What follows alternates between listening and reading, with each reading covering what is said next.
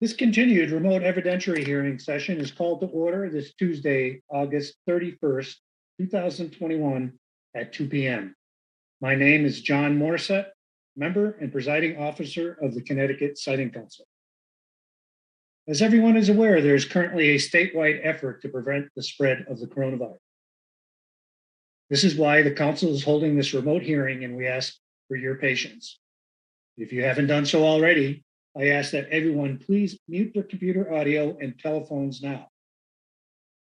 A copy of the prepared agenda is available on the council's docket number 502 webpage, along with the record of this matter, the public hearing notice, instructions for public access to this remote public hearing, and the council's citizens guide to citing council procedures. Other members of the council are Mr. Edelson, Mr. Silvestri, Mr. Nguyen, Mr. Lynch. We have the executive director, Melanie Bachman, staff analyst, Robert Mercier, fiscal administrative officer, Lisa Fontaine. This evidentiary session is a continuation of the remote public hearing held on July 13th, 2021. It is held pursuant to the provisions of Title 16 of the Connecticut General Statute and of the Uniform Administrative Procedure Act on an application from Selco Partnership, DBA Verizon Wireless, for a certificate of environmental compatibility and public need for the construction, maintenance, and operation of a telecommunications facility located at 118 Newtown Road, Woodbridge, Connecticut. Please be advised that the council's project evaluation criteria under the statute does not include consideration for property values. A verbatim transcript will be made available of this hearing and deposited with the Woodbridge Town Clerk's office for the convenience of the public. The council will take a 10 to 15 minute break at the convenient juncture around 3:30 p.m. We will continue with the appearance of the applicant, Selco Partnership, DBA Verizon Wireless, to verify the new exhibits marked Roman numeral 2, items B 7 through 10 on the hearing program. Attorney Baldwin, please begin by identifying the new exhibits and you have filed in this matter and verifying exhibits by the appropriate sworn witnesses. Attorney Baldwin. Thank you, Mr. Morissette. Good afternoon, everyone. Kenneth Baldwin with Robinson & Cole on behalf of the applicant, Selco Partnership, doing business as Verizon Wireless. Our witness panel is the same as in the previous hearing, and I would remind those witnesses that they remain sworn in this proceeding. We have 4 additional exhibits listed in the hearing program, Mr. Morissette. As you stated, under Roman 2B, items 7 through 10, they include the applicant's responses to the Citing Council's Set 2 interrogatories, the applicant's late file exhibit responses dated August 17th, the applicant's responses to the WNNET interrogatories, and the applicant's supplemental responses to late file exhibits dated August 17th, 2021. I could ask my witnesses, would you please answer accordingly to the following questions. Did you prepare or assist in the preparation of these new exhibits listed in the hearing program under Roman 2B, items 7 through 10? Mr. Shiban? Yes. Mr. Parks? Yes. Mr. Bempey? Yes. Mr. Libertine? Yes. Mr. Gaudet? Yes. Mr. Gustafson? Yes.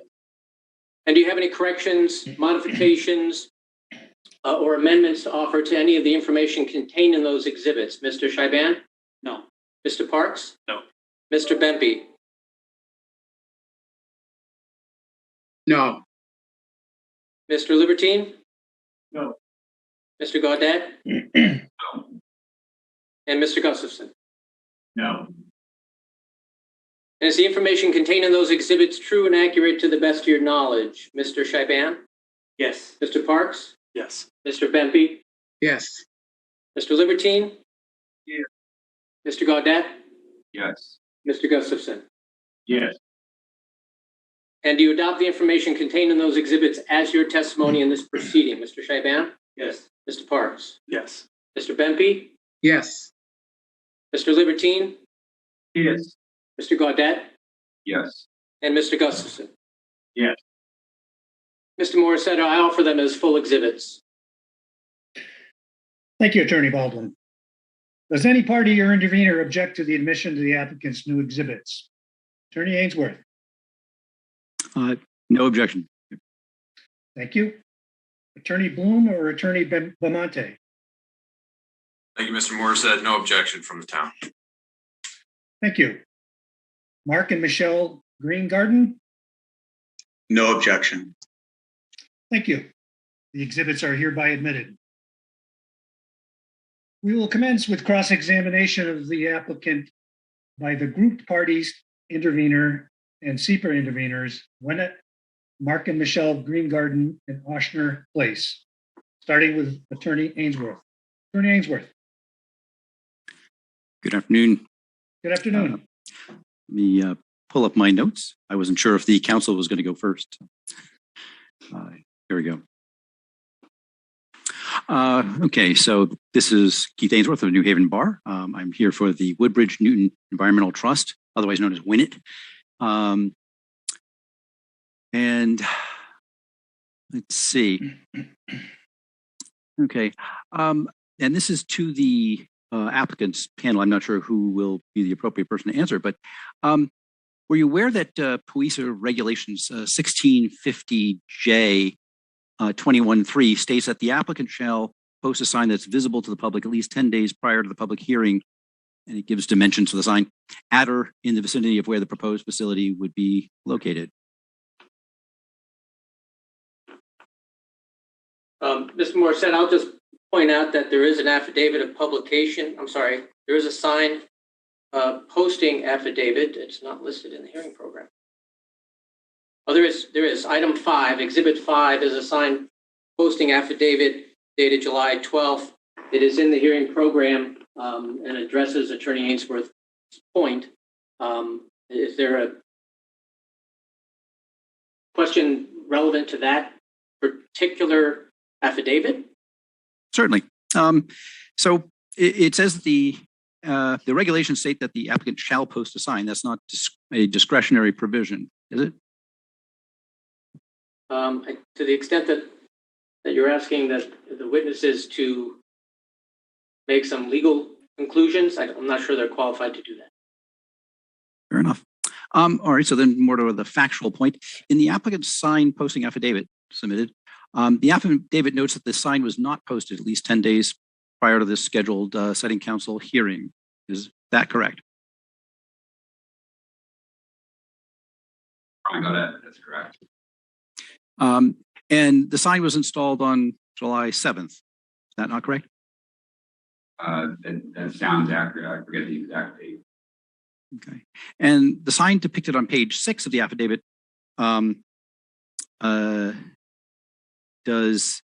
doesn't mention when the sign up date for participation in the public hearing was to pass, does it?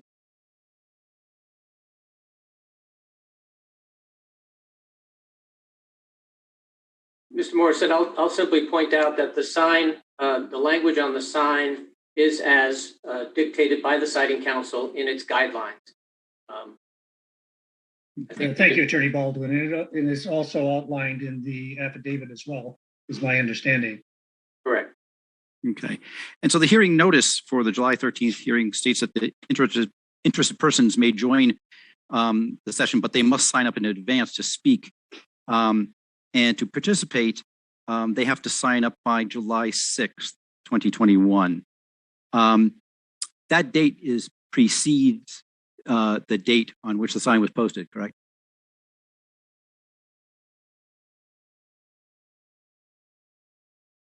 I'm not sure I understand. Well, okay, Brian? I'm sorry, we had a loss of internet there for a second, so I missed what you said, Mr. Ainsworth. Okay. Put simply, the hearing notice required that people sign up for the July 13th hearing by July 6th. That sign up date had already passed by the time the sign was installed, correct? Are you talking about the council's hearing notice? The one that's published in the newspaper? Yes.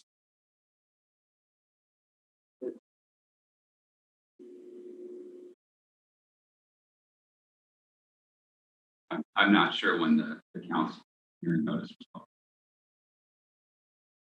called. That wasn't the question. The question was the sign up date for participating in the public hearing of July 6th predates the date that the sign was posted near the site for the proposed facility. Mr. Morissette, we'll stipulate that the sign was posted the day after the siting council notice set for sign up for public comment. I think factually that's correct. But I'll also ask Mr. Ainsworth to stipulate that the requirement for sign up prior to the public hearing is not a requirement to be on the sign. That is something that appears in the siting council's public hearing notice, which they take care of themselves. Thank you, Attorney Baldwin. Please continue. Certainly. Okay, so now on sheet T1 of the project overview of the application, the directions to the site direct a person to a site off of Route 22, which is on on New Road in Hamden. Why is that?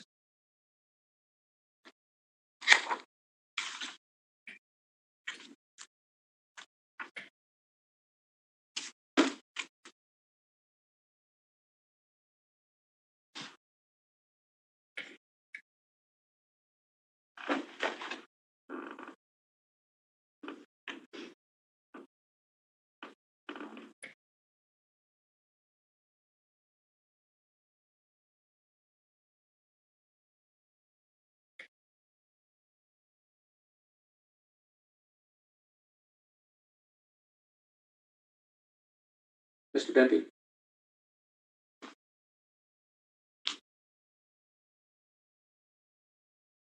I would have to review and get back to you. It is possible that maybe the directions were not pasted on the drawings incomplete, but I would have to verify.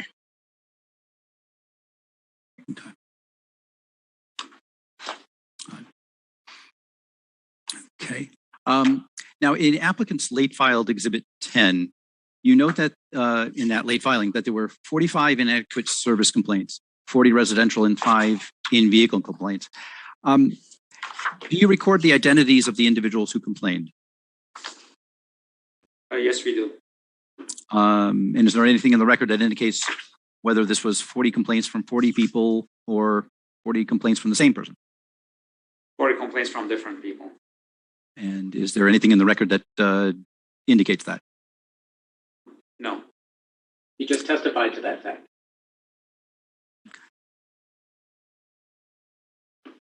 And in applicant's responses to the first set of council interrogatories on June 30th, state that you've had more than 30 complaints about poor coverage in the last 3 years. Why the difference in answers?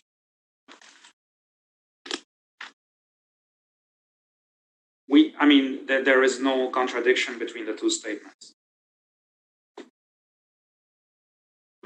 40 is more than 30.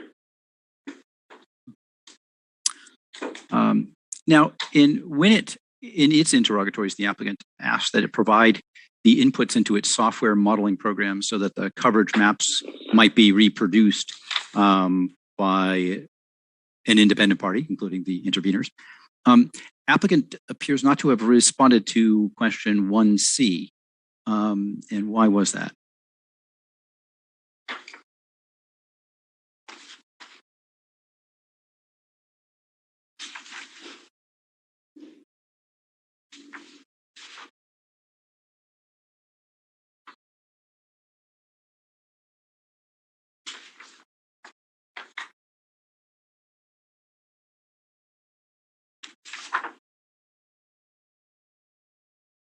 I think that might have been just a typographical error.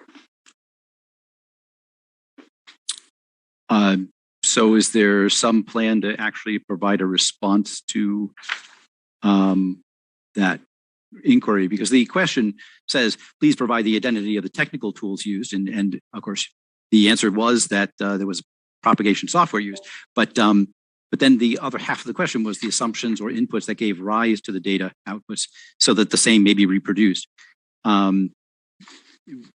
without those, of course, it makes it a little difficult to confirm the coverage plots produced. Was there a plan to be an answer, and do you have it?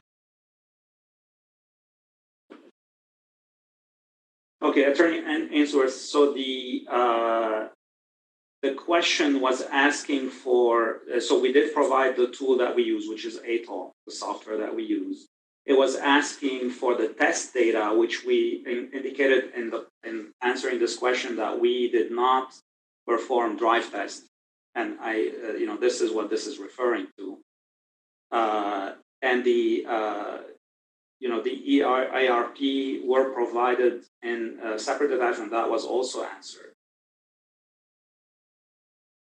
Okay, so I guess where in the response it says, please provide the assumptions or inputs that gave rise to the data outputs. In other words, when you ran the software, you put into it inputs to tell the software what kind of facility, what kind of antenna, what kind of power.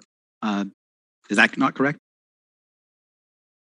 That is correct, but the question was phrased in a way that it was basically impossible to answer because it's confusing drive test with CW drive test with propagation.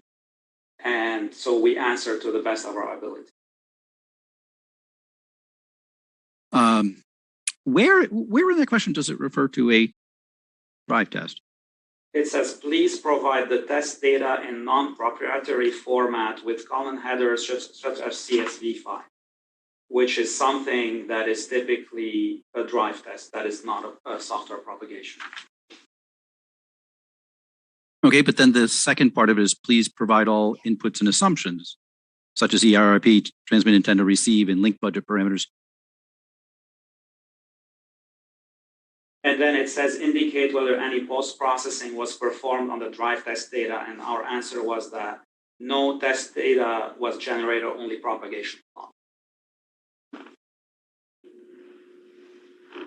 Okay, but the technical tools used to perform the study was your software that produces the coverage plots, correct? What Mr. Ainsworth, perhaps Mr. Morris said, if I might, through you, perhaps rather than going back and forth on this point, if Mr. Ainsworth wants to rephrase the question so that we understand exactly what he's looking for, because apparently there's a disconnect between what was asked and what Mr. Shaiban's understanding was asked, we can certainly attempt to get Mr. Ainsworth the answers he's looking for, but we need to get some clarification on the question. That would be helpful. Thank you, Attorney Baldwin. Mr. Ainsworth, if you could restate your question so that they clearly understand what you're looking for, and we'll see if we can get you a response. Thank you. Okay, so Celco responded. Celco uses the ATOL program software from Forsk. That is a RF propagation modeling tool that produces the coverage maps that we commonly see in these proceedings, correct? That is correct. Okay. And when operating that software, there are inputs that you tell the software, what it's to model. That would be the type of antenna, its azimuth, its down tilt, its effective radiated power, and perhaps other aspects of the propagation modeling, such as clutter or terrain data. Am I correct? Partially correct. So the software itself has a database of our existing sites with their antennas and the ERP, and it also has a database of the terrain and the clutter. I don't think I can provide these, and it certainly is not going to be a CSV file format. It also has, we have our own RF propagation models, which, as indicated in our answer, are calibrated by an independent third-party company. Okay.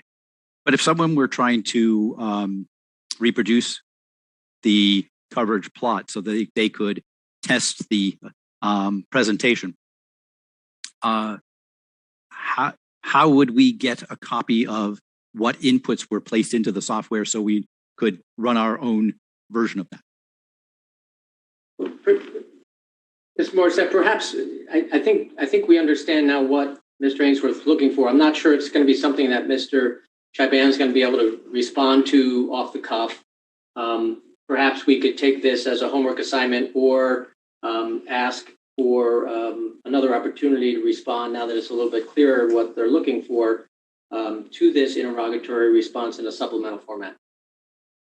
That would be helpful. If we could do it before the hearing ends today, that would be greatly appreciated. If we can't do it by the end of the hearing and we have a continuation, a late file would be appropriate. Thank you. Could we continue, Mr. Attorney Ainsworth? Thank you, sir. Okay, applicant's late filed exhibit number 9. It mentions that 1990 Litchfield Turnpike was too far away to work for coverage purposes. Was a coverage plot run to verify this assertion?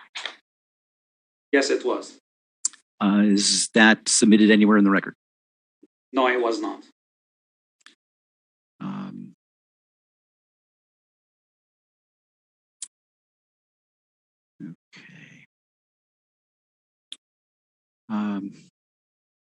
Now, did at any point Verizon run a coverage model on either of the Meeting House Lane sites, either number 4 or number 15? Yes. Okay, and do you have coverage plots for those? Those were not submitted.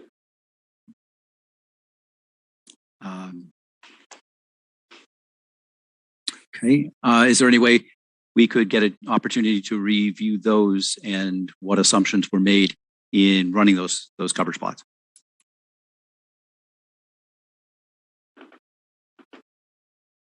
I think that's another one that we'll have to take back. Understood. Thank you. At this time, I have no further questions for the applicant on the late files. Thank you. Mr. Morissette, can I have 1 minute, please? Yes, Attorney Baldwin.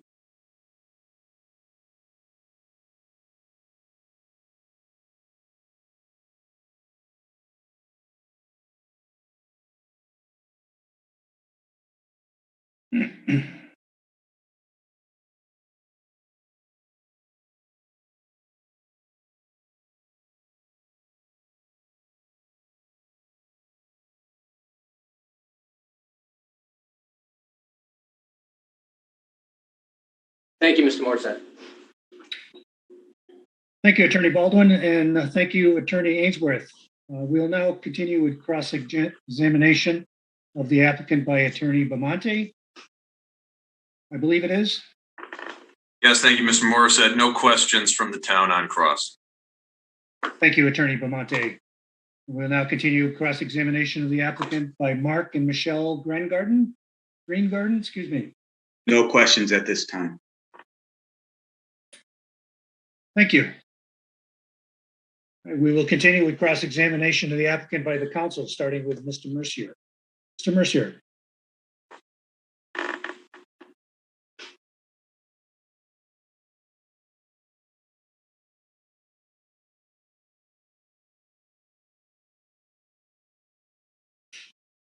Thank you. I just have a couple questions on the August 17th late file responses. That was late file exhibit 4, where diagrams were submitted showing alternative location on the site property.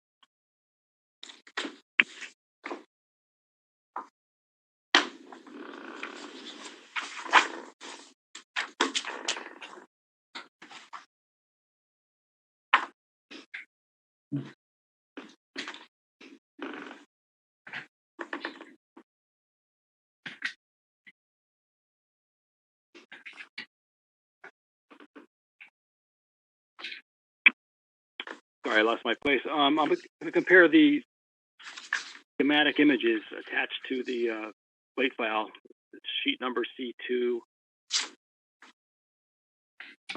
shows like a general detail with the compound, the lease area, and the access road. I'm going to compare that to an aerial image that was provided as responsible counsel interrogatory for the remote field review. This was interrogatory 37. It's just basically an aerial image so I can try to understand where the actual tower is going in relation to some physical features shown on the aerial image. Yeah.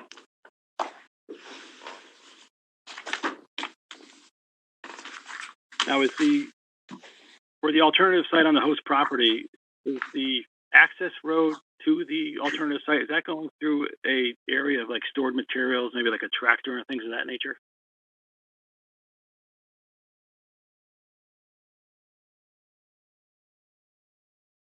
Mr. Roach, I just want to make sure we're looking at the same exhibit from the first set of interrogatory responses. Is that the aerial photograph that's a part of the attachment 6 to those responses, or exhibit 6 to those responses? Applicants 4? Yes, thank you. Yes, that's the photo log. Thank you very much. Thank you. Trying to get a sense of where on the photo log imagery where the tower and the access road will be. I'm going to just explain that a little bit. Yeah, approximately where photo location 7 is. I believe it's in between 6 and 7. It's pretty equidistant from those property lines. Okay, in that general vicinity. Yep. Thank you. Would that require the removal of any of the stored materials off to the east of photo 6? Give me 1 second just to look at that photo.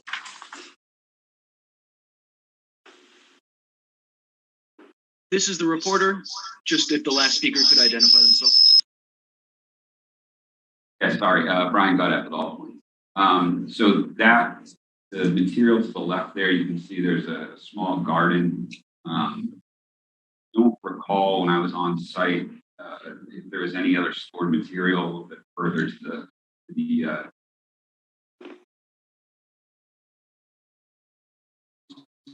there.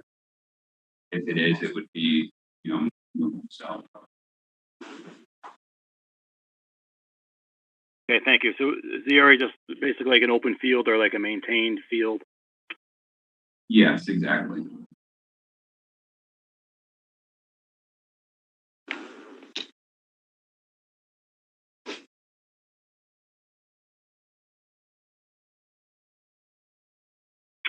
Okay, thank you. I just have a couple questions regarding small cells. I know in the previous transcript, there was mention of a search that was started for a utility pole that might be suitable to support a small cell installation on Route 67.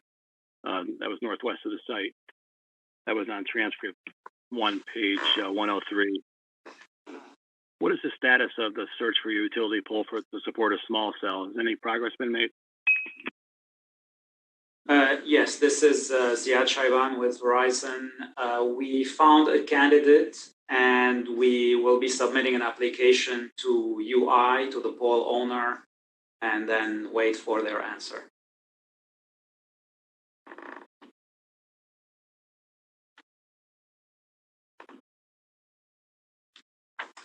Now, if you locate a small cell on a utility pole, just for general knowledge here, what's the typical height you would locate at, given that there's utility lines on the pole? You have to go at the height of 20, 25 feet, or can you go above the utility lines?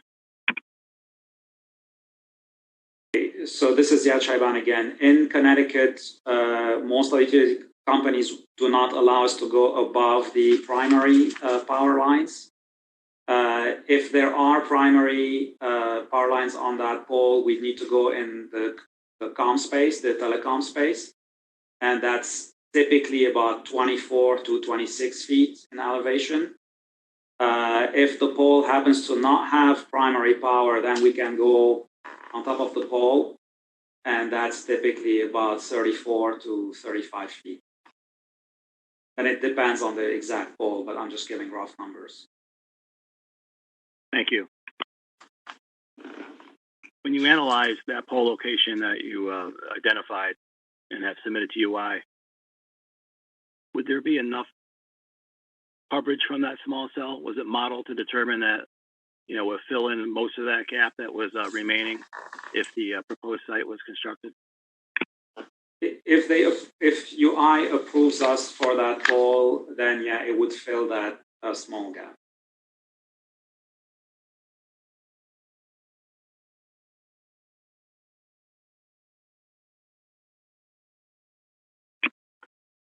You know, if the coverage would extend down into those residential areas further to the, I guess, southwest of Route 67?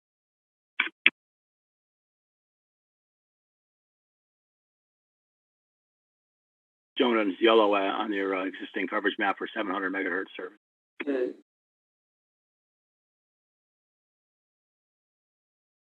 I think it would cover partially. I mean, the typical radius would be something like a few hundred feet, 600 feet or so. Okay, so 600 feet extending outward from the small cell location, correct? Correct. Okay. Is that affected by foliage at all? The leaves on the tree, will that block the signal? All RF propagation is affected by foliage, but it's particularly severe for the small cells because oftentimes the trees are actually taller than the wood poles. So the short answer is yes. Okay, so the 600 feet or so from this particular small cell, that would that accounts for any tree clutter, I guess the term is. Is that correct? Yes.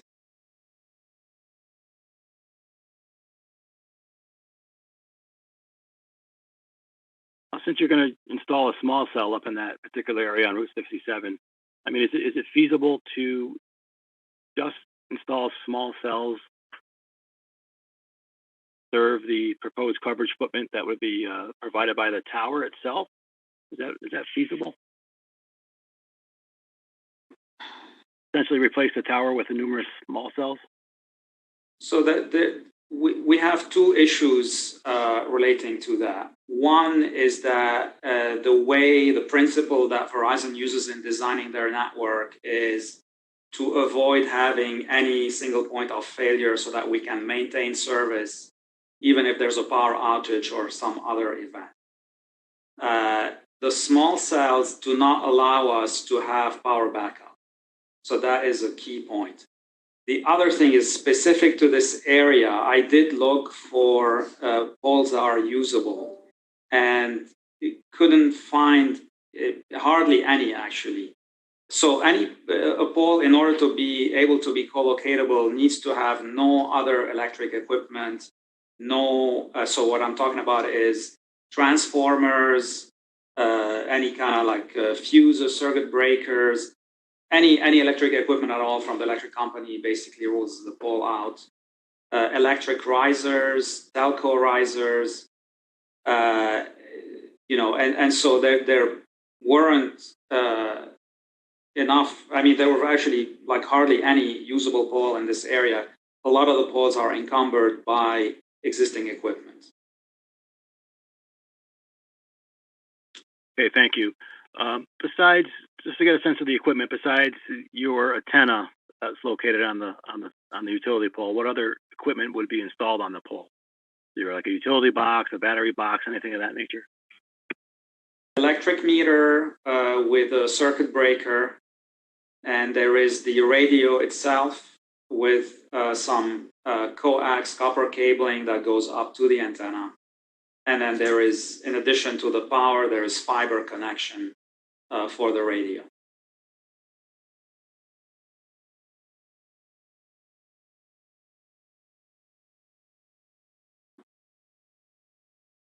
Going back to the UI pole that you identified, that might be suitable to co-locate on, what type of, does the utility do like a structural analysis on it to conclude that it could support your equipment?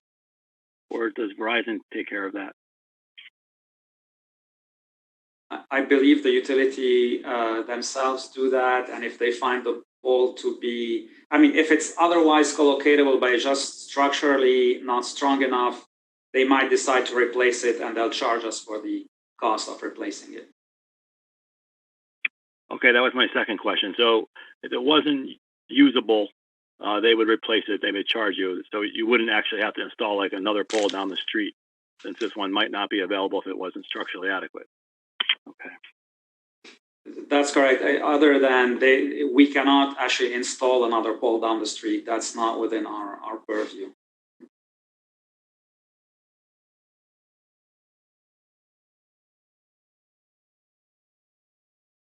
Okay, that's an interesting point. So if there were no usable poles in an area and you wanted to install small cells, you could not use, you cannot install your own pole just for that purpose? So in the utility right-of-way, we have no rights.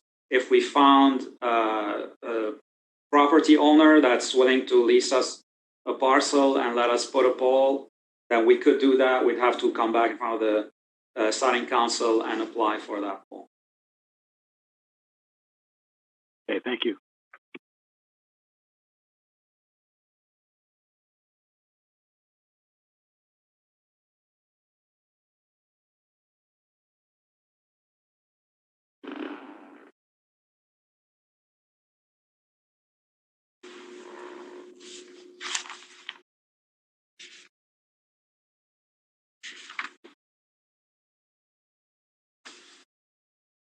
I have a couple of questions regarding I believe it was a late file regarding the monopine application.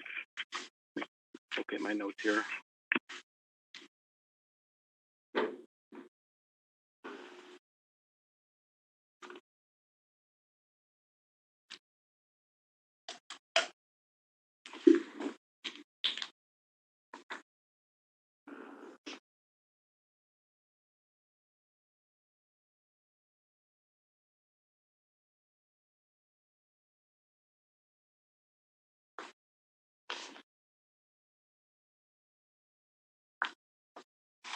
Okay, thank you. The monopine photo simulations are provided in Council Interrogatory Set 2 at the end of that document.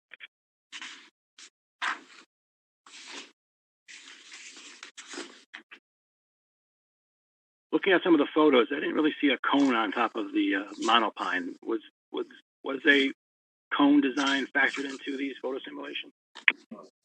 That's certainly an option. It wasn't described at all point. It was not designed on the simulation.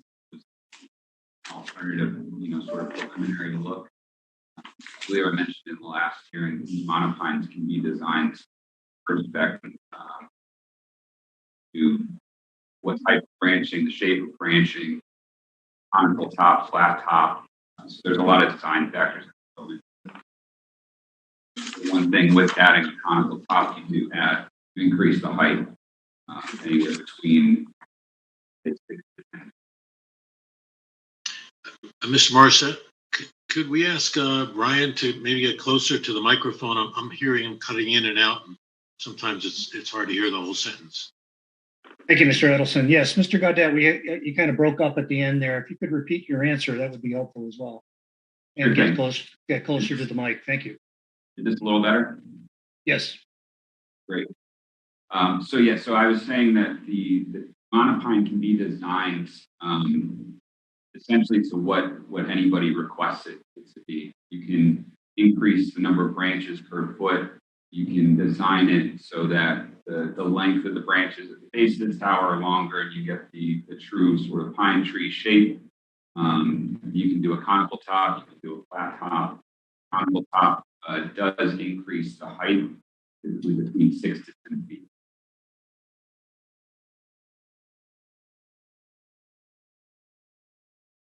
Thank you.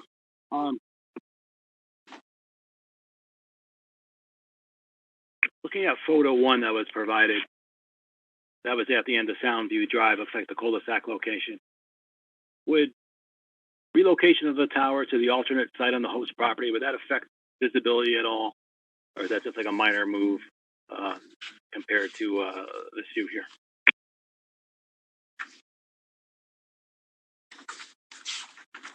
Sorry, Mr. Mercer, our internet cut out again there for a second. I believe you're asking if changing the location to the alternate location that's located on the property would impact the visibility at the end of Soundview. Is that correct? That's correct. Thank you. It will. You're bringing that tower now closer to the cul-de-sac. So from a visual perspective, at the end of Soundview Drive, it's going to appear larger simply because it's at a closer distance. We'll say the residences to the south will benefit from that shift in location. You're moving it farther away from that tree line. That is right on their northern property lines. So that monopine option there would benefit in softening those views.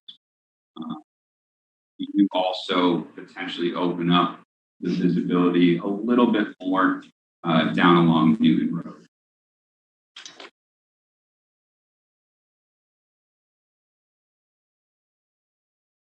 Okay, thank you. Again, for these photo simulations, this was based on a crane test that was provided in the visibility analysis in the application. Is that correct? That's correct. In the crane, was there only one crane test conducted for the visibility analysis? Yes. So our first visibility analysis we had done at, I forget, I think it was 140 feet. That was a balloon float.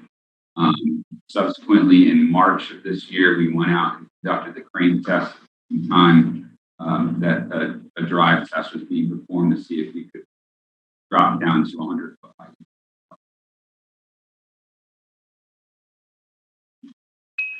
Okay, so are the crane images within the application, is that set at 100 feet or 140 feet? The crane boom, the tip of the boom is at 140 feet. The hoist was dropped down with a flag on it to approximately 120 feet, give or take. And then we scaled off of that 140 foot, drop down to the 100.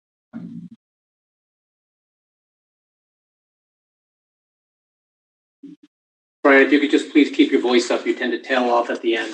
That becomes hard to hear you. Sure thing. Yeah, so the boom was at 100 feet, 140 feet. The hoist had a flag on it, approximately 120 feet. And then we scaled off the 140 foot boom height to simulate the 100 foot height of the tower. Okay.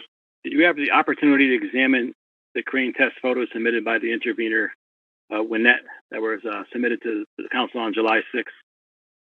Yes. They were dated on. Okay. In those images, it appears that the crane was fully extended at one point. Was there varying crane heights at certain times, or was it always at 140? Yes. So earlier on in the day, when we were evaluating visibility, we had the crane boom at 140 feet. When we concluded our field test, our survey of the area, the crane was then dropped down. It was brought down entirely to mount the equipment required for radio testing, drive testing. That was subsequently brought the boom back up to approximately 100. Okay, so it never exceeded 140 feet. Correct. Okay, thank you. Did you get the opportunity to examine the video that was submitted by Winnett? That was the video produced by Geomatrix. And, with the video, there was an associated letter with a couple photographs. Did you have the opportunity to look at those? Yes, I did. Okay. In one of the photos, I believe it's from 110 Newtown Road, there was a balloon shown, and an image of a tower was produced off that balloon. Could you tell me what height? Was that the first visual analysis you ever did? You mentioned earlier through balloon fly, where the balloon was flown at 140 feet. Yeah, that was the only time we flew a balloon out there. I believe it was 140 feet. We're going to look into that. I'll get you the exact height, what that balloon float was at. Okay. Yeah, if you could confirm what height that balloon fly was conducted at, I'd appreciate it. Of course. 140. It was 140 feet, Mr. Mercier. Thank you.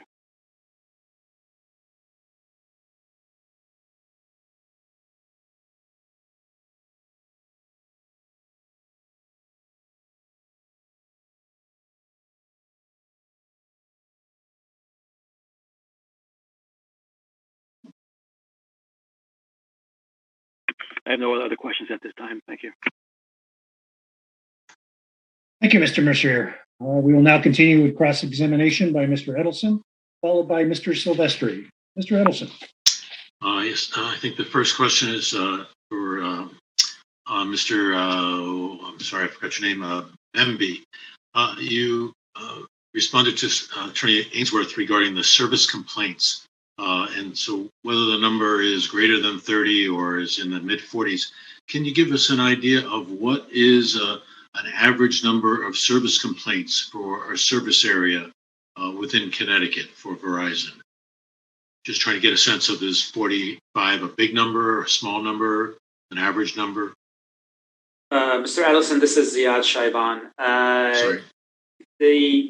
I don't know what the average number is, but what I can tell you is that the complaints are the tip of the iceberg, because in order to file a complaint, you need to call in to the call center, and it typically is a lengthy process because they will have you reset your phone. They will themselves reset some things on the account to try to troubleshoot with you while you're on the phone.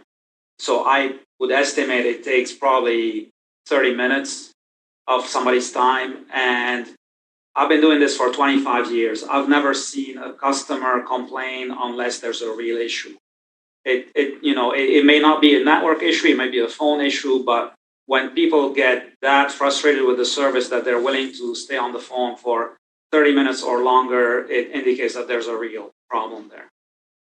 Well, does Verizon have some sort of threshold that says, assuming that the issue is not related to the individual's phone, but is related to the network, that let's say they receive, more than X number of complaints in a certain period, 6 months or a year, that kind of is an indicator that there's a problem worth addressing?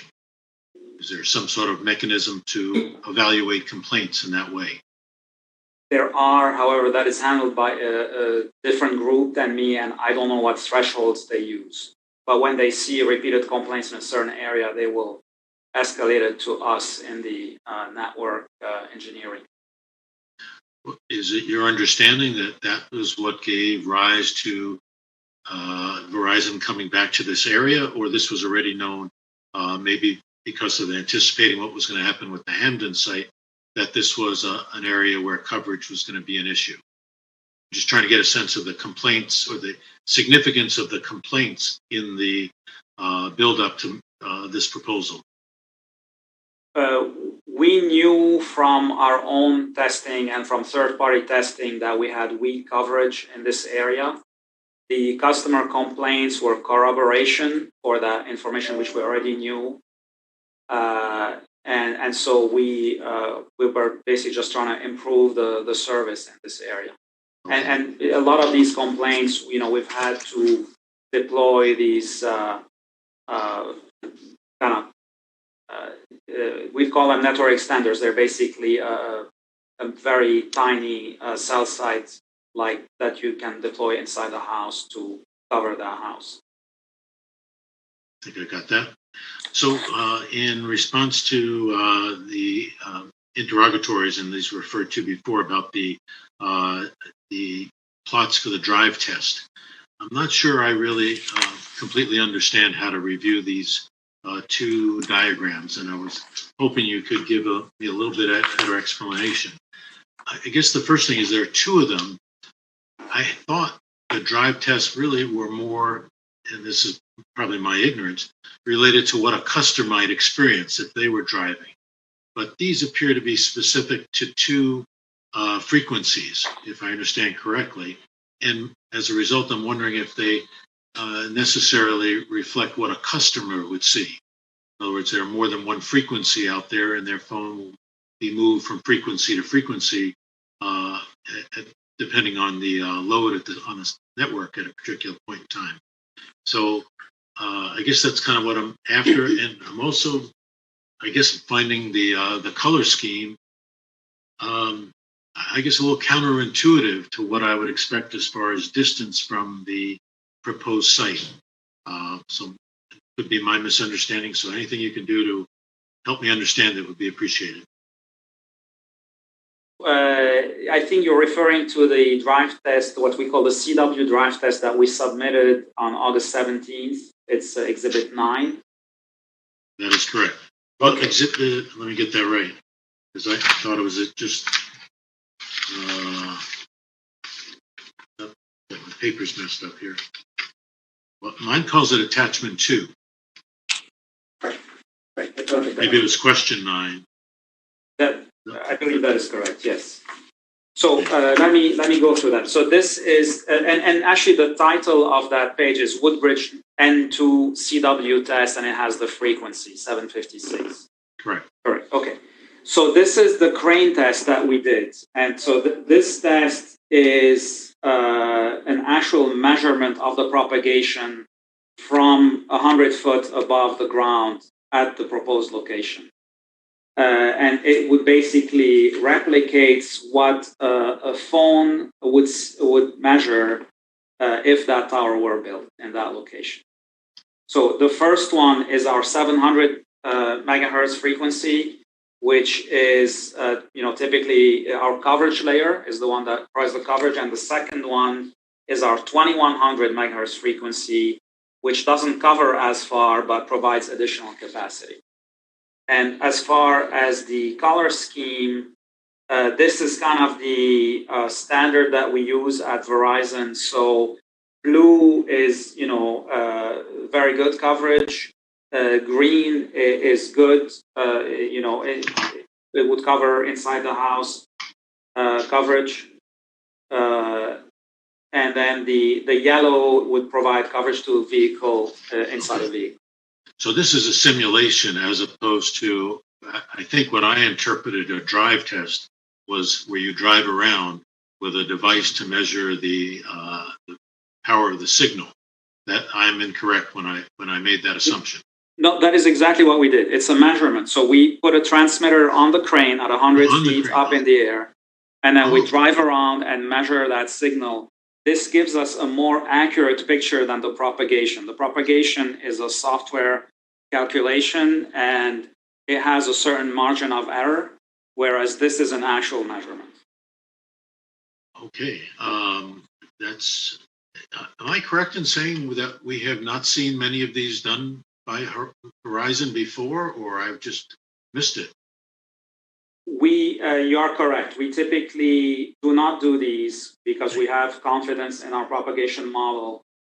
In this case, because I dropped the height from the proposed 140 initially to 100 feet, I wanted to be sure that that wasn't a mistake. And I had a third party perform this measurement. Okay, thank you. I'm glad I asked because I clearly was misunderstanding how it all worked. Just as because the news has been filled with horrific scenes from Hurricane Ida, and we always have questions about the resiliency of monopines. I'm wondering if people from Verizon are aware of any damage to monopines. We've seen some obvious damage to utility poles, especially those in neighborhoods, as well as I think some pretty large transmission lines that went down.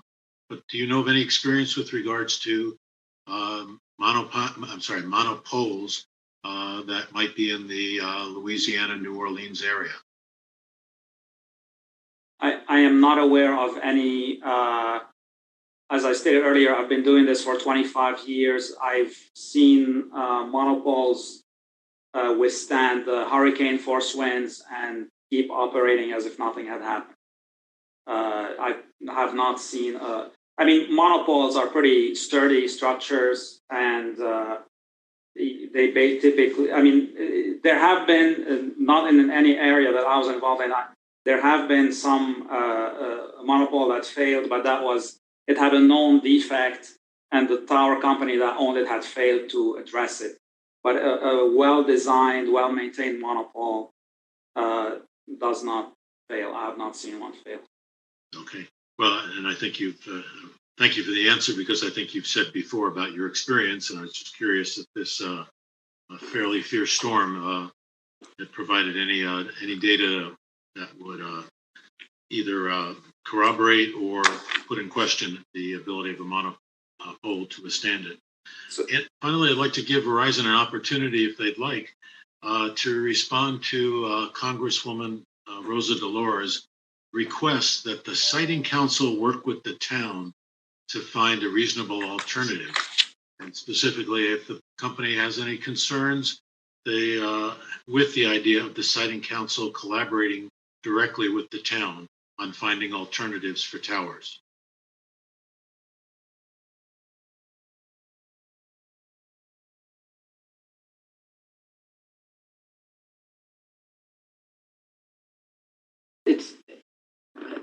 Excuse me, it's kind of a difficult and unique question to comment on public comment. So we're a little befuddled by the request. I think the application is full of information that indicates that Verizon did work with the town closely for many months, trying to find alternative locations, and that's set out in the application itself. Right. I don't know if there's anything specific in Representative DeLauro's letter that you want us to try and respond to, other than, are we willing to continue to work with the town? I'm not sure. Just to be clear, Attorney Baldwin, she was literally asking the siting council to work with the town. She wasn't taking the letter, and the letter was addressed to the council, not to Verizon. So that would be, from my point of view, a very different function of the council to work with a town to identify alternatives. As the team's legal counsel, I'm not sure that's the siting council's role legally. Okay. I would agree with that, Attorney Baldwin, but I'll ask Attorney Bachman to opine on this question.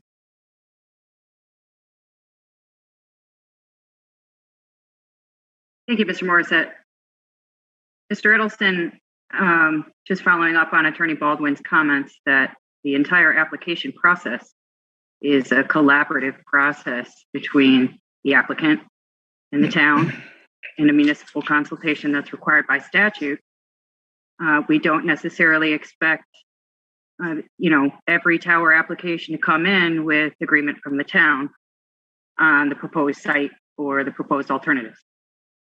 But this proceeding, clearly, we have the town as a party, and certainly this proceeding is meant to discuss possibilities, collaboration, look at alternatives, and see what would be the best option, in ruling on this application in the end. But this entire proceeding is basically working with the carriers and the towns and the neighbors to see if there are any viable alternatives. Thank you. Thank you, Attorney Bachman. Mr. Edelson, does that satisfy your line of questioning? I just want to give the applicant a chance to comment on that, and they have. And so I have no further questions at this point, Mr. Morissette. Thank you. Thank you, Mr. Edelson. We'll now continue with cross-examination, but I'm going to change the order a little bit. We are going to skip to Mr. Lynch. Mr. Lynch, do you have any questions for the applicant?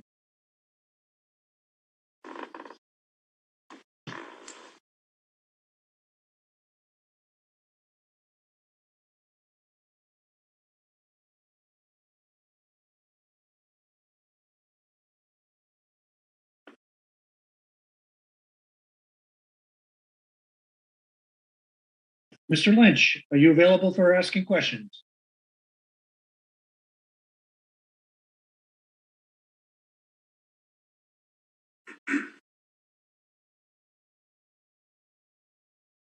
Okay, moving on. We're now going to go to Mr. Wynn. Mr. Morissette, can you hear me? Oh, there he is. Thank you, Mr. Lynch. Yes, I can hear you. Please proceed Little with technical questions. difficulty here. I have two quick follow-up questions. One of them following up on Mr. Edelson's comment on the storms. Now, I already know the answer to this, but I just want to get your comments. With the storms that have hit Louisiana and Mississippi and a few years back in Florida, I don't know of any monopoles that have come down, but I do know of a lot of monopoles that have been stripped of their apparatus. My question is, how long would it take any of the telecom carriers on those towers to be back up and operating? Mr. Lynch, I have never heard of a monopole losing, at least not one of our monopoles losing the equipment during a hurricane.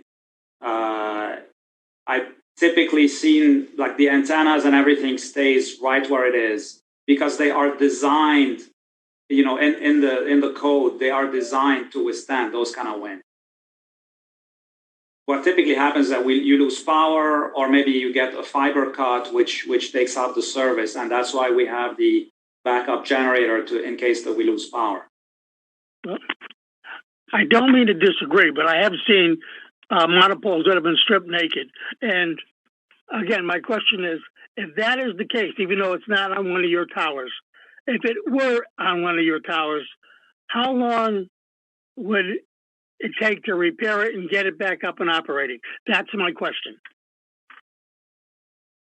This is Tim Parks from Verizon. About a decade ago, when the tornado went through South Central Massachusetts, our equipment was knocked loose from a tower. I'm sorry, I don't remember the town. I want to say it was Wilbraham.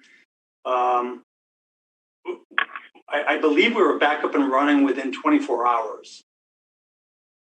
I don't remember the exact time, but I think it was 24 hours. I'm assuming that was after the storm had gone through. Well, it was a tornado, so yes. And my next question goes back to Mr. Mercier's questions on the small cells. I understand that you can't have the cell going above the power lines, but I wonder if that pole also has a telephone wire line system on it. Do you have to go below that also? Let me make sure I understand the question correctly. So you're saying if the pole has both primary and secondary power? So secondary is the one that runs below, kind of 25 feet, like basically 10 feet below the top of the pole? No, I guess I'm confused here. You have the power lines on the top of the pole. Correct. And then if there is a wire phone service, Frontier or AT&T, whoever it might be, below the power line, do you have to put your equipment below that? Okay, I now understand the question. Yes, so we can actually go pretty much in that same area where the telco lines, cable or phone would be. Thank you. Mr. Morissette, I'm all done with my questioning. Thank you, Mr. Lynch. We will now continue with And cross-examination. I apologize that I have to leave. Very good. Thank you, Mr. Lynch. We now continue with cross-examination by Mr. Nguyen, then followed by Mr. Silvestri. Thank you for your patience, Mr. Silvestri, but Mr. Nguyen, could you please continue with your questions? Yes, thank you. Yeah, just a couple of follow-ups. First of all, Mr. Chaiban, you mentioned that you had the discussion with UI regarding a poll. And if I could ask, so what's the status about that? Do we have a time frame that you will hear from UI?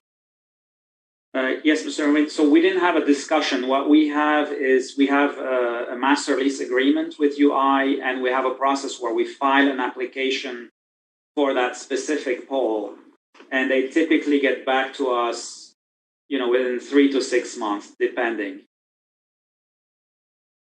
And that pole in question is a distribution pole, isn't it? Can you repeat the question? Yes. Is that pole is in the public's right of way? That is correct. It's in the utility right of way. And you mentioned that there's a transmission line running on top of that pole. The specific one that we have in mind is a stop pole. It does not have a primary power on top. Okay.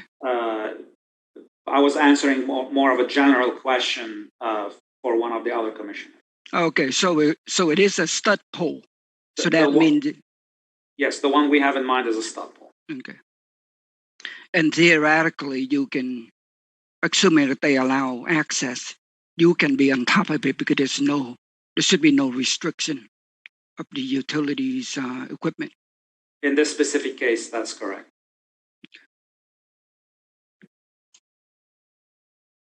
Okay, that's all I have, Mr. Morissette. Thank you. Thank you, Mr. Nguyen.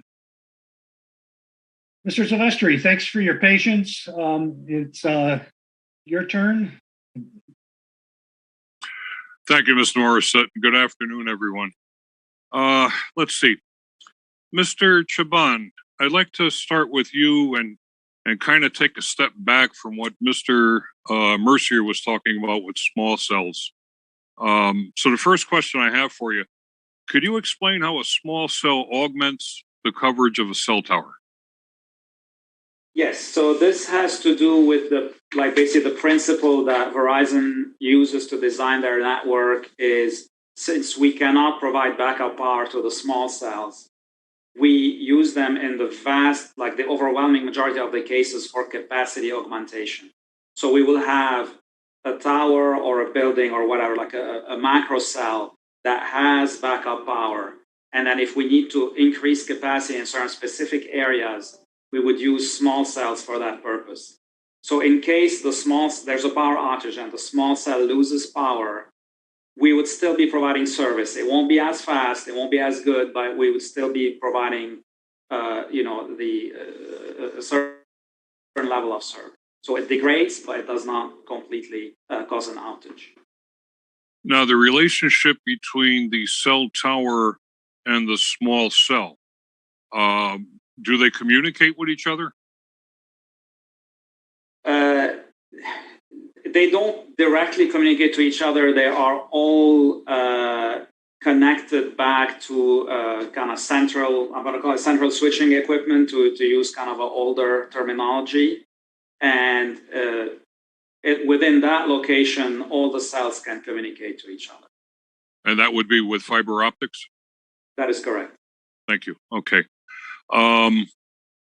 So you really don't need line of sight to any cell tower for a small cell to operate.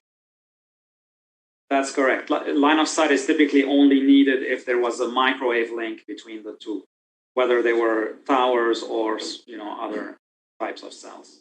Great, thank you. And in general, do small cells operate at certain frequencies? So we are limited by the amount of equipment that we can place on a pole. Since we don't own the pole, it's owned by a utility company, and our agreements with them limit us to one radio, essentially, one piece of radio equipment.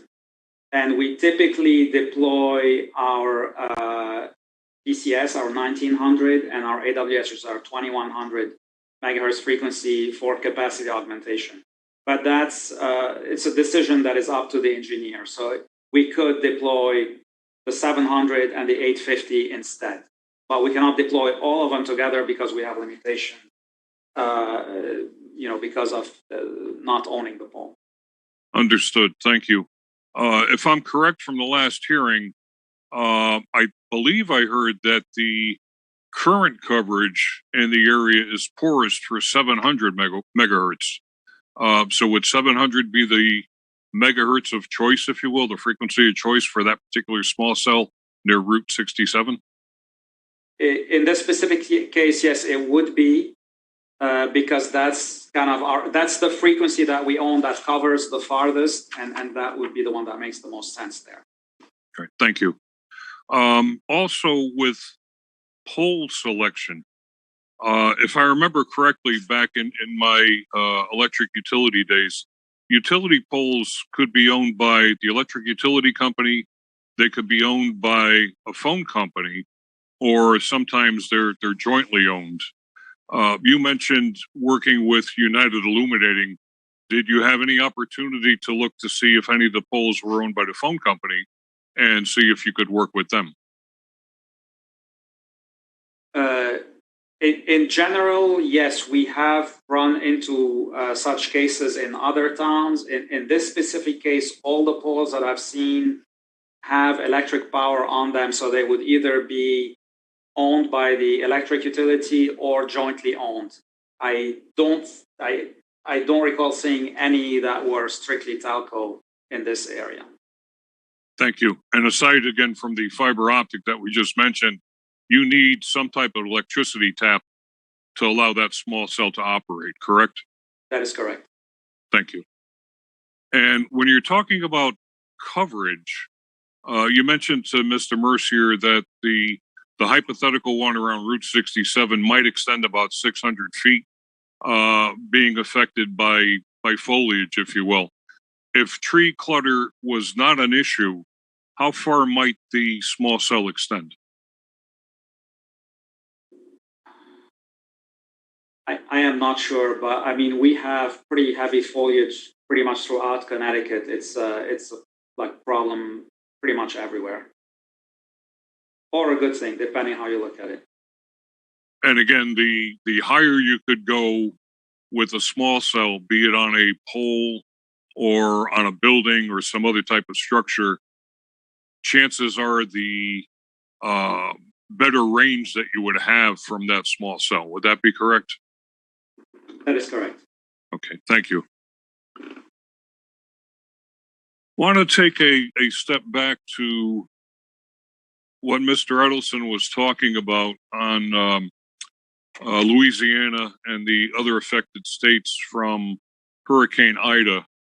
I belong to InfraGard amongst other organizations, and InfraGard offered GETS cards, GETS. That's the Government Emergency Telecommunication Services. Verizon's listed on there with an 800 and an 855 number. Could you tell me how Verizon works with this GETS program? I'm not familiar with that program. I am not familiar with that either. Okay. I figured while we were on the topic of the hurricane in Louisiana, I would put that one out. But thank you. Okay, different topic. Mr. Chaban, when Attorney Ainsworth was talking with you about the Meeting House Lane number 4 and number 15, you mentioned that you do have or did run coverage plots. My question for you, at what heights did you run those coverage plots? 120 feet. 120, correct? Correct. Okay. So I'm looking at the filing from Isotrope from August 24th, 2021. They have an analysis of the proposed cell tower at Meeting House Lane, either 4 or 15. They're looking at 140 feet and 150 feet. And they believe, and I'll also cross-examine them when the time comes, but they believe that that would provide the coverage that's needed in the area. Do you have any comments on Isotrope's report at Meeting House Lane at 140 or 150 feet? Yes. So we're using different propagation models. As I mentioned, ours are calibrated by a third-party company that we contract that to. But beyond the propagation, so the propagation models are not really in agreement. But beyond that, what we did do is this CW crane test, where we put an actual transmitter at 100 feet and measured the signal, and that actually shows a different. So I'm not talking about Meeting House Lane now. I'm talking about the one at 118 Newton Road, the proposed one. Our drive test showed that we do get a significant amount of coverage on State Highway 67 and State Highway 63, and it does not agree with the plot that were submitted by Isotrope. And that is an actual measurement, so it's actually a more accurate, it's a more accurate representation of the coverage that we get from that proposed tower. If I understand correctly, and Mr. Morissette, you could correct me on this if I'm wrong, but I believe that Verizon's going to submit the coverage plots at 120 feet for Meeting House Lane. We may not be able to take on late file exhibits if the hearing ends today, unless it can be submitted prior to the end of the hearing as of today. Okay, thank you, Mr. Morissette. Because what I'm looking at, I'd really like to see apples to apples between what Isotrope had reported at 140 and 150 with their coverage plots, and if Verizon was going to do modeling either at 120 or at 140 or 150, I'd really like to see apples to apples. I don't know if that's possible, but that would be my hope. I'll leave it at that. Mr. Silvestri, can I go back to that question for a moment? Sure. If you look at page 9 and page 10 of the Isotrope report, it shows that the proposed location at 118 Newton Road covers the 67 partially. I'm sorry, it covers the 63 partially and does not cover the 67. Are you with me so far? So far, so good. Yep, okay. Keep going. So then if I refer you back to our drive test, the CW drive test, which was submitted on August 17th, that I discussed a little while ago. That one shows that actually we cover the 67, we cover a portion of the 67, and we cover the 63 past the 67 all the way to Apple Tree Lane.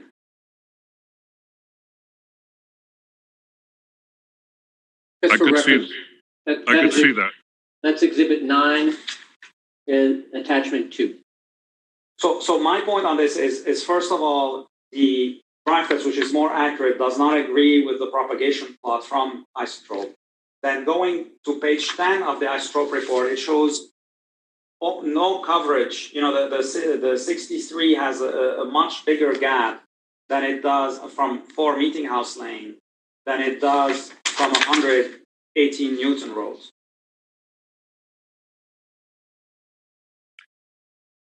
Okay, let me ask you this then. If you turn to pages 11 and 12 of that report, the next 2 pages, how do you see their coverage plots versus what you're proposing at this point?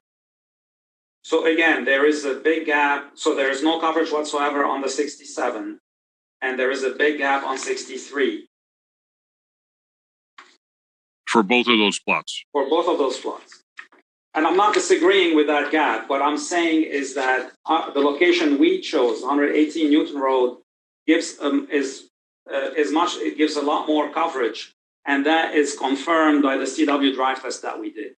So we don't need to rely on either propagation plot because we have the actual measurement that shows us how far it covers. The propagation. Go ahead. I was going to ask you one other question on those plots in general from Isotrope.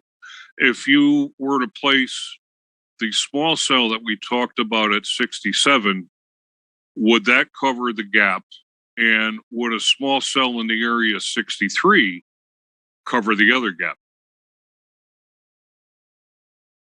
We would need multiple small cells on 63. The problem is that there were no poles that I could see that were usable. A lot of the poles had electric equipment on them. And the trees were actually taller than the poles in that area. And again, I go back to the point I was saying earlier, which is, so what we're doing is we are we have the monopole with the backup power. That's our proposal. And then we have a small gap on 67, which we're filling with the small cell. If there's a power outage, we lose or we get degraded service in a very small section of 67. But we will maintain service in the larger area thanks to the monopole and the backup power. Whereas if we went all small cells, then if there's a power outage, we lose service in that whole area. Thank you for your answers to my questions. Mr. Morissette, I'm all set at this point. Thank you. Thank you, Mr. Silvestri. Let's see, I have a few follow-up questions.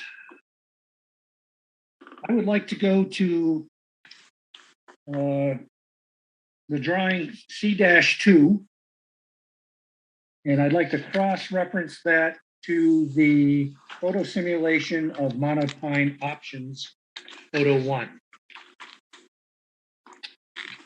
Mr. Morissette, are we talking about C2 in the original application? No, I'm sorry, C2 of the revised alternative plan. Okay, so that's Exhibit 8, Attachment 2. Okay. Okay, you there? Okay, on the drawing C2, where the access road turns into the property, there are 2 apple trees, one 12-inch and one 14-inch. I'd like to get my perspective with the drawing, the photo sim on photo 1, as to where those trees are. Are those the smaller apple trees on the left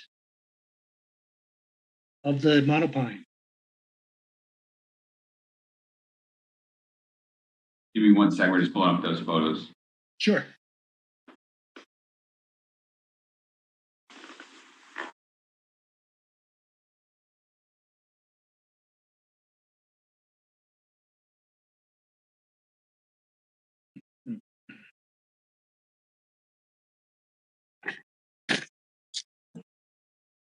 Yeah, those apple trees are to the left. They're hidden right now by that foliage that you can see sort of just before that pine tree. Okay, so the two brushy trees there are not the apple trees. They're further back into the property. Is that correct? Yeah, they're screened right now. You can't see them from this location.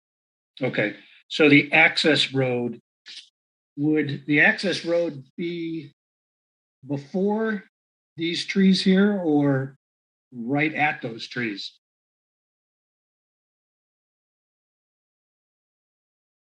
The smaller ones.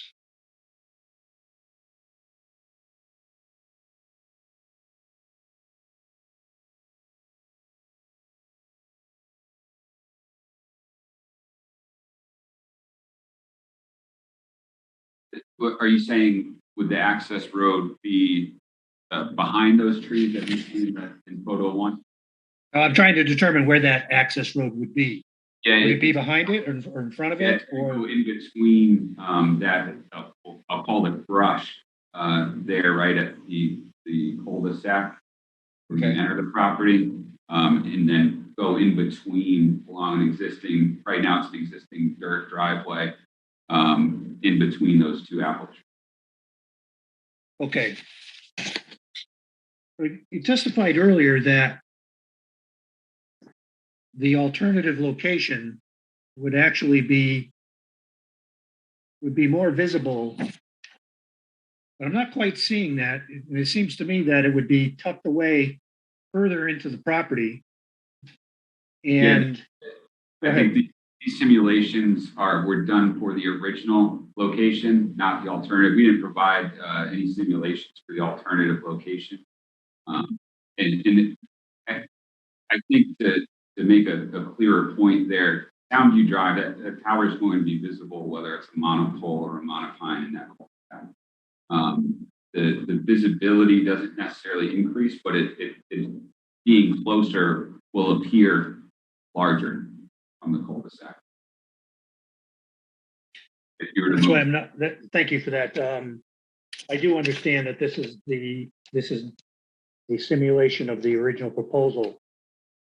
What I'm trying to get at is I don't see that as being closer. Because on the site, it's further back. What am I missing? Yeah, the monopine simulation is for the original.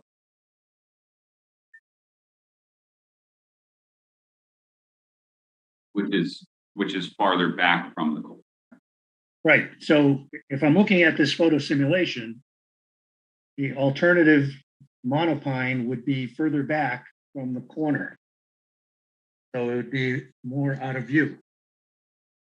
I see what you're saying. So in looking at the photo, I think I understand what you're saying. Left, to the left side of the photo. Yes. Yes. Yes, to that point, yes. It would be shielded slightly, again, from this specific viewpoint by that brush that's there and in the foliage that is currently in place. Okay, so it'd be further back onto the property. There'd be some shielding with the trees that are existing there and the apple trees that are within the site. Okay, thank you. So sorry for the convoluted questioning. No problem.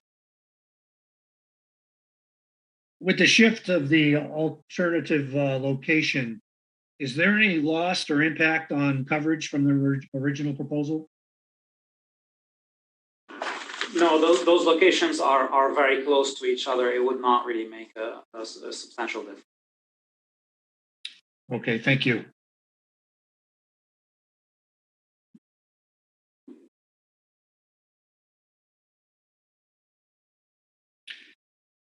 In Isotope's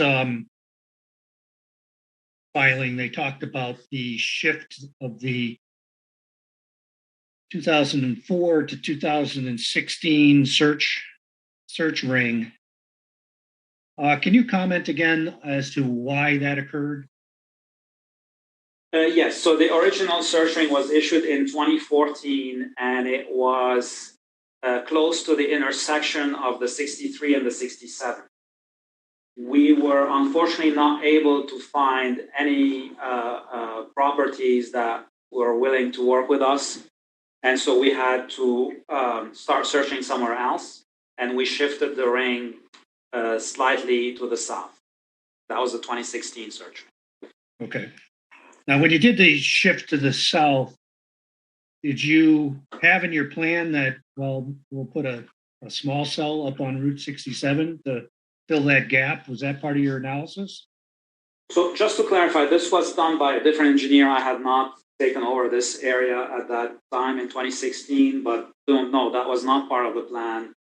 That's something that came out of the CW drive test, the crane test that we did, that showed that there was a small gap on 67 at the lower height at 100 feet. And so we decided to that it was an acceptable compromise to lower the height, but add that small cell and still meet our objective. Okay.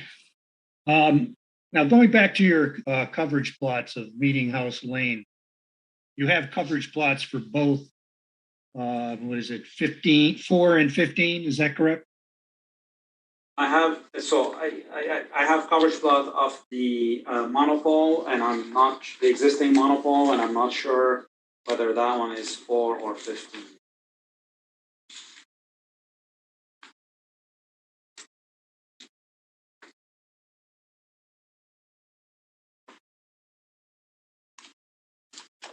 Yeah, that is 4 Meeting House Lane. The monopole is 4 Meeting House. 4 Meeting House Lane. Correct. And based on the Isotopes analysis, is that it appears from their analysis that 4 Meeting House is a better location than 15. Would you agree with that? I need a minute to actually review the plots.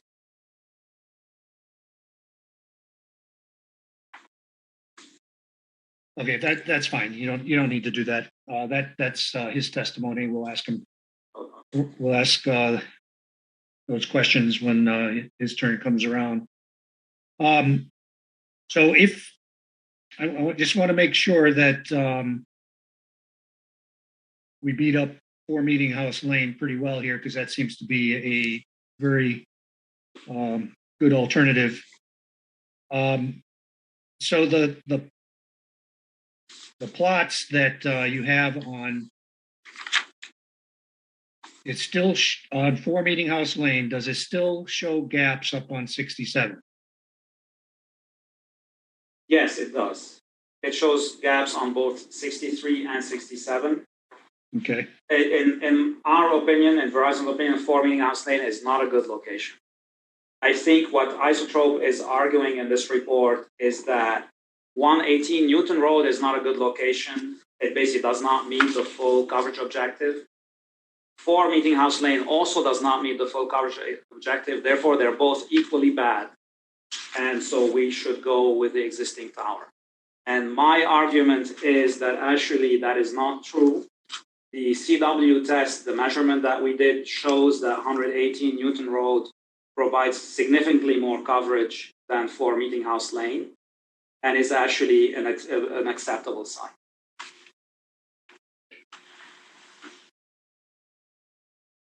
If you were to supplement 4 Meeting House Lane with small cells, could you obtain the same coverage as the proposed site? In theory, yes. In practice, as I've mentioned, there are like hardly any usable poles in this area. And that is not, the other issue that comes up then is we don't have power backup. So in my opinion, if we were, for the sake of argument, to go on the existing monopole at 4 Meeting House Lane, we'd be back in front of the council asking for another tower, roughly in that same area. And we know, since we've been searching for several years, that there are not many options. The only option we could find is the 118 Newton Road.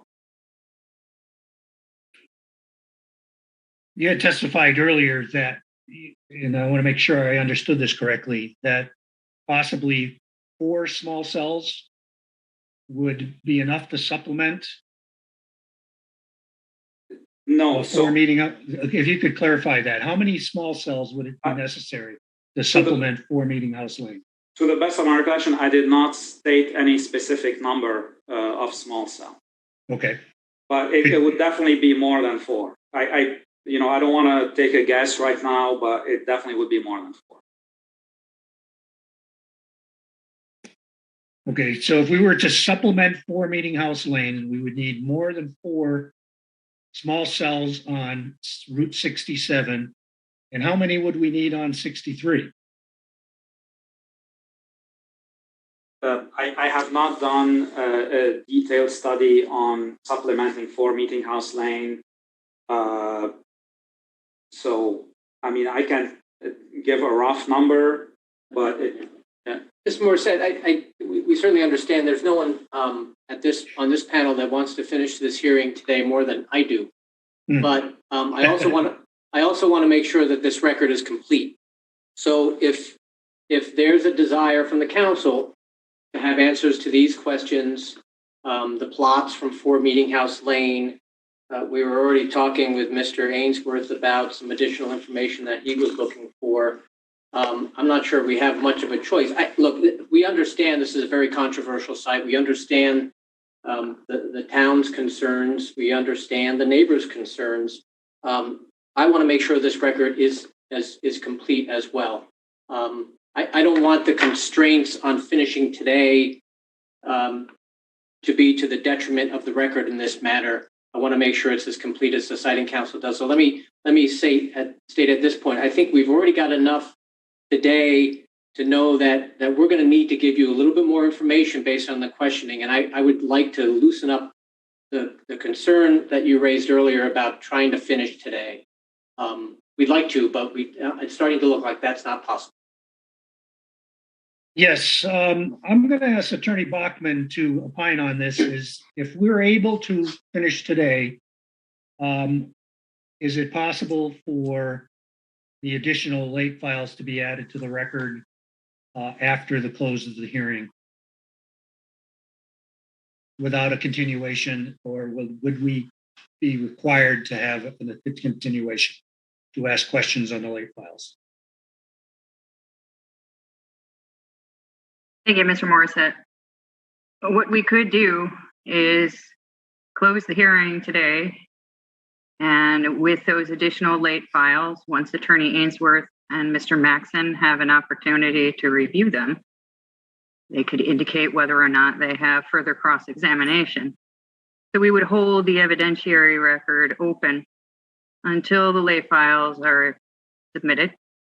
And then we would ask Attorney Ainsworth and Mr. Maxon, after a reasonable amount of time to review the material, if they do have cross-examination, and then we will hold a continued evidentiary session.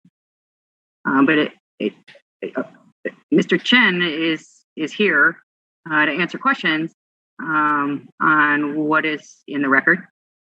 And he certainly answered enough questions about, the comparison between the plots. But if it's the council's desire to receive hard copies of those plots and continue the hearing to ask questions about them, we can do that. We can either just end the hearing now and continue it at a later date. We could continue with the party appearances and further and cross-examine them. But do you understand that, once Attorney Ainsworth and Mr. Maxon do receive those materials, it may generate more questions for everyone. And Mr. Maxon may want to submit supplemental pre-filed testimony after seeing that. So I bear that in mind. And, we have two options there. We could just continue it, or we could close at the end and defer to the parties, interveners, and council members if they have further cross on any new exhibits that may be submitted. Thank you. Thank you, Attorney Bachman. I think that we are going to allow for the late files to ensure that the record is complete in this matter. I think the information that's being requested is important to get onto the record, and it's important for the council members to have an opportunity to review and the other parties to review and ask questions if necessary. So we will allow for the late files, both of the Meeting House Lane plots and of the information that Mr. Ainsworth is requesting. And we will continue with our agenda for today. And if we end the hearing, then we will review the information and act accordingly. So with that, we will take a 10-minute break. And we will be back here at 3:50. And we will continue with the appearance of the group party, SEPA interveners, Lynette, Mark and Michelle, Green Garden, and the Oshner Place interveners. Thank you. We'll see you at 3:50.